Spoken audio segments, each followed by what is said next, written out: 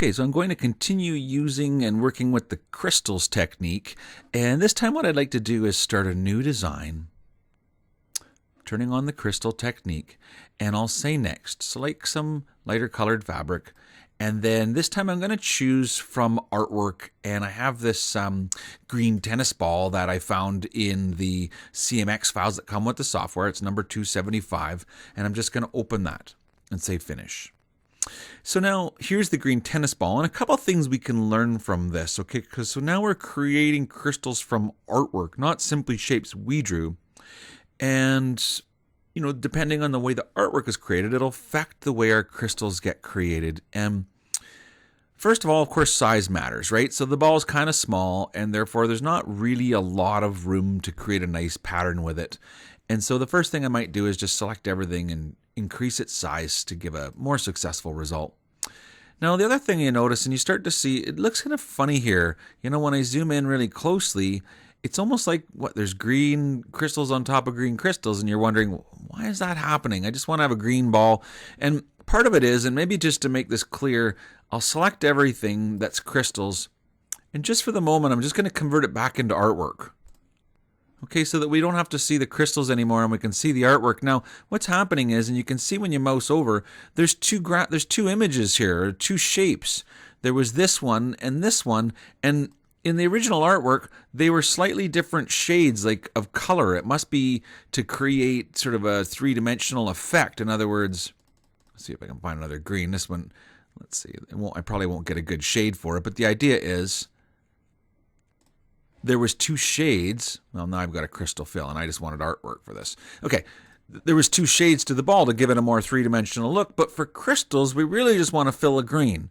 And so what that means is this is the one you can see that's not a perfect circle. This one is, that one's not. So I probably want to just take this other shape and just simply remove it, push delete on my keyboard. See, now I'm left with the green shape and the white shape. So that would, that's going to help right away. Now I'm going to, again, I'll just select those shapes and choose them back to crystal fill. Okay, so now you can see, looking at the green crystals, that we don't have that sort of awkward line that was being created before. So that helped a lot. Now, what about the white? You see it's set as crystal fill, and they're both set with the shape fit option. Well, I'm thinking with the white, it might look cleaner if it was just a nice line of crystals that went along that line, and not, in this case, we can see sometimes it's got single and sometimes it's got two, and it really just depended on how it, was working out with the shape fit. So the point is, select that white color and change it from shape fit to single line. And so it's just a really good example of where changing the style of fill really helps out, sort of give you a successful result. So I'll make that single line as well. Okay, so now that we've got our design, looking, a little bit more successful, and again, maybe you want to play with the green and say, well, maybe I don't like shape fit, maybe I want to go with circular or whatever, or maybe I want to go with rectangular, or maybe I want to go back to shape fit, but I want to put a border around it, and we could add, a white. So right now we've got the green crystal fills, we don't have any outline, so we could add an outline to it. Why don't we just add a white crystal outline to it? So at the end of the day, it's really up to you to decide what it's going to look like. I'm going to undo and leave it in green because I want to show you what happens. Look closely, and you can see some areas where the crystals are touching each other. Well, that's obviously not going to be successful. And so part of the technique of working with crystals is about having a strategy to deal with overlapping crystals. And one of the most important things to learn is, under the View drop-down menu, there's an actual option to show overlapping crystals. So I'm going to turn that on. And notice now that everywhere that I had crystals that were overlapping, I've been given a little red X. Now, there are many, and not only just red X's, sometimes it's a yellow X. And what's the difference? Well, here, where it's a yellow X, it's because those two crystals are overlapping. The crystals are not overlapping, but the crystal outline, the offset. So if this green is the crystal, the shape that gets cut out is bigger than it in the, out of the template material. And that's what, so when it's yellow, it means that the template holes are overlapping, and when it's red, it means not only are those template holes overlapping, but so are the actual physical crystals themselves.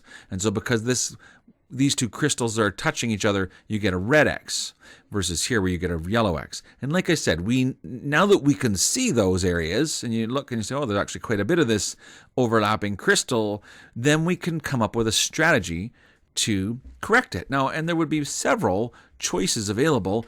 Just as an example, if I took the green fill, the crystal fill, and gave it an offset, give it a negative offset of, let's say, just a -1. And so what that does is it makes the crystals be further away from the outlines. And so right away I can see a lot less overlapping crystals are being created. There's a few more yellow ones, quite a few less red ones. So that's one, and there's different, I guess, adjusting the settings and the styles is going to be one way that you may correct it perfectly, or you may correct it partially, and I guess I could take this offset and make it bigger and see if that helps. So make it, -2. And now I have almost, just a seldom few that are overlapping like this. And so many less to correct. So yeah, the other thing that you can do, and so what I'm going to do, I noticed that at the bottom here I have separate to crystals. So what that says is, and no, I'll select the shape for the dark or for the green. Maybe I'd have to choose. So first of all, looking at this, we're going to remove one of these crystals. Do we want to remove the white one or the green one? And really that's kind of up to you, but whichever one you want to remove, that's the one we're going to make this edit to. So let's say it was the green, so I'll select the green. And at the very bottom of the object properties, there's an option that's called separate to crystals. Now, you only want to run this once you've decided what crystal pattern you're using, because what we're literally going to do is make these a whole bunch of green individual crystals and not a shape that we can control with things like shape fit or rectangle fit or whatever. So look, choosing rectangle fit and having that 2mm overlap made no overlapping crystals whatsoever. There is, however, quite a bit of space around the white and the green, and I maybe don't like it. So, you can keep fussing over these things, and, let's try -1. So we get it, closer. If I do this at 0, whoops, didn't have obviously the thing selected, type it at 0. So again, not bad, but what looks the best? So make sure you set these things first. So I think we decided shape fit was good, but we set our shape fit to have an offset of -2, and so there was just a few places that we were going to tweak. So whatever, if you were happy with all that, then you would choose separate to crystals. And so right away you can see that green color has been, if I select it, they're individual crystals, and I no longer have that ability to choose the style of fill. Now, if I want to interact with each individual crystal, I actually need to right-click, select that shape, right-click, and ungroup. Once I've ungrouped it, you can individually select one crystal. See that? Not attached to any of the other ones. So it was 2 steps. It was separate to crystals, then ungroup. And now watch, I can just select that green one and hit on my keyboard, delete, and it goes away, and now it's successful. And if you want, you can even tweak over a little bit and say, well, maybe if I moved this one over a smidge, it would help it balance out, or whatever. And so you grab on the edge of the crystal and just move it over and say, well, there, that looks good. Or if not, fuss over it all you want. Get right in there nice and close and say, well, look, if I put this one here, then I could maybe make another one of these crystal shapes. And so I would, go up here and I would select my color green. I'm not exactly sure which color green I had selected anymore. Whatever, like it's something like this one, whatever. Obviously that's not the right color, but you see what I mean. I can make more space. So the point is, coming back to it, when you select a shape, then you, maybe I'll hit undo a couple times so I can show you again. Undo, undo, undo, undo, undo, undo. There, we're back to, so notice now it's green and I have the shape fit option and I could change the style of fill. Once I choose separate to crystals, I've lost that ability and it's made all of these individual crystals, but they're grouped together. So if I want, I need to select one of those crystals and right click and say ungroup. Now I can select literally one crystal at a time, and if I get close enough, I can just see which crystal I'm clicking on and then either move them. So that's what I was saying here. A lot of strategies to how to fix something like this, but you can either move them around until they fit properly, or you can delete them as necessary. And so really that's the whole secret behind crystals, is learning to use the different styles of crystal fills and outlines, adjusting those offsets by either using the Edit Shape Nodes tool or mathematically.